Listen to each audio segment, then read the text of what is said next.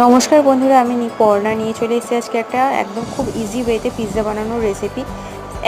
একটাই কাপের পরিমাণে 1 কাপ সুজি, 1 কাপ টক দই, তার মধ্যে খুব সামান্য একটুখানি গোলমরিচের গুঁড়ো, চাট মশলার গুঁড়ো আর নুন মিশিয়ে রেখে দিতে হবে আধ ঘন্টা মতন। তারপরে তার মধ্যে একটু খাবার সোডা আর জল দিয়ে ওটাকে একটুখানি পাতলাভাবে গুলে নিতে হবে।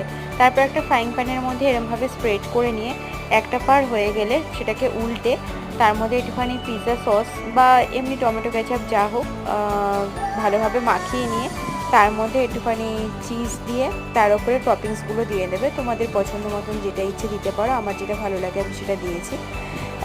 দিয়ে তার উপরে একটুখানি চিলি ফ্লেক্স, একটু অরিগানো দিয়ে তার উপরে আবার একটুখানি চিজ দিয়ে ওটাকে ঢেকে রাখবে 15 থেকে 20 মিনিট মতন। তোমাদের পিৎজা রেডি। কেমন লাগলো জানাবে। আবার আসবো একটা নতুন রেসিপি নিয়ে। আজকের মতন এইটুকুই, টাটা।